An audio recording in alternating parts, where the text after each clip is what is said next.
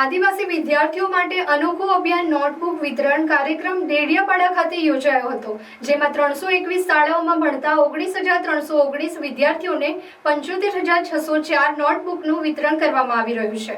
ડેડિયાપાડા વિસ્તારોમાં રહેતા આદિવાસી સમાજના બાળકોને વિનામૂલ્યે વિતરણ કરવામાં આવ્યું હતું। નર્મદા જિલ્લાના ભાજપના પ્રમુખ નીલ રાવે તેમના કાર્યકાળની શરૂઆતથી જ સેવાભાવી અને સિદ્ધાંત આધારિત અભિગમ અપનાવ્યો છે। પ્રમુખ પદ ગ્રહણ કરતી વખતે તેમણે ફૂલોના ગુલદસ્તા કે ભેટના બદલે નોટબુક ભેટ આપવાનો અનુરોધ કર્યો હતો। તેમના આ સામાજિક જવાબદારી અભિગમને ખૂબ સહારો મળ્યો છે।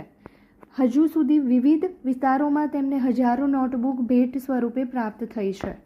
આ તમામ નોટબુક હવે ડેડિયાપાડા વિસ્તારમાં રહેતા આદિવાસી સમાજના બાળકોને વિનામૂલ્યે આપવામાં આવી રહી છે। આજે ડેડિયાપાડા અને સાગબારાની શાળાઓમાં શરૂઆત થઈ છે કે કુલ 321 શાળાઓમાં ભણતા 19,319 વિદ્યાર્થીઓને 75,604 નોટબુકનું વિતરણ કરવામાં આવી રહ્યું છે, જેમાં તમામ કાર્યકર્તાઓ શાળાઓમાં પહોંચી નોટબુકનું વિતરણ કરી રહ્યા છે, જે આગામી 1 તારીખ સુધીમાં પૂર્ણ થશે। આ ક્ષેત્રમાં આવેલી શાળાઓમાં ભણતા વિદ્યાર્થીઓનું આર્થિક સ્તર નબળું હોવાના કારણે આવા સહયોગનો સીધો લાભ તેમને મળી રહ્યો છે।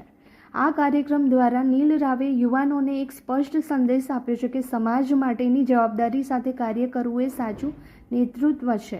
નોટબુક વિતરણ કાર્યક્રમમાં સ્થાનિક શાળાના શિક્ષકો, વિદ્યાર્થીઓ, ભાજપના કાર્યકરો અને ગ્રામજનો ઉપસ્થિત રહ્યા હતા। દરેકે આ પહેલની ખૂબ જ પ્રશંસા કરી ભાવિ પેઢી માટે શિક્ષણ સહાય રૂપે તેને નોંધપાત્ર ગણાવ્યું। અંતે નીલ રાવે જણાવ્યું છે કે શિક્ષણ એ જ સાચો વિકાસ છે। જો આપણે બાળકોને જરૂરિયાતથી શિક્ષણ સામગ્રી પૂરી પાડી શકીએ તો તેઓના સપનાને પાંખ મળી શકે છે।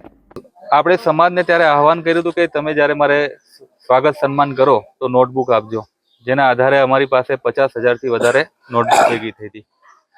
દેશના વડાપ્રધાન આદરણીય નરેન્દ્રભાઈ મોદી આજ આપણા જિલ્લામાં આવીને જ્યારે કન્યા કેળવણી શરૂઆત કરી હતી અને ખૂબ દીકરા દીકરીઓને ભણાયા, તેમાંથી આજે કેટલાક લોકો ડૉક્ટર, કેટલાક પાયલટ, કેટલાક એન્જિનિયર બન્યા છે। અને આજે પણ આપણા વિસ્તારની અંદર જે સામર્થ્ય શક્તિ પેઢી છે, છોકરાઓની અંદર જે પ્રકારની ઉત્સાહ હોય છે, એને જો સારા પ્લેટફોર્મ મળે ભણવાના તો ખૂબ પ્રગતિ કરી શકે છે। અને અમારા સાંસદ મનસુખભાઈ વસાવા સતત પાર્ટીની મિટિંગ હોય કે બાકીના કાર્યક્રમો હોય, સરકારી કાર્યક્રમોમાં એમનું મૂળ ચિંતા એ હોય છે કે આપણે સારું શિક્ષણ કેવી રીતના આપી શકીએ, અંગ્રેજી, ગણિત, વિજ્ઞાન સાથેનું। તો આ શિક્ષણ એ તમામ સમસ્યાનું સમાધાન છે, એને ધ્યાનમાં રાખીને આ નોટબુક વિતરણનો એક વિચાર અમને આવ્યો હતો, જેના ભાગરૂપે ડેડિયાપાડા અને સાગબારામાં ભેગા થઈને લગભગ 321 જેટલી શાળામાં 19,319 વિદ્યાર્થીઓ અને 75,604 જેટલી નોટબુકો વિતરણનો કાર્યક્રમની શરૂઆત આજે અમે કરી છે।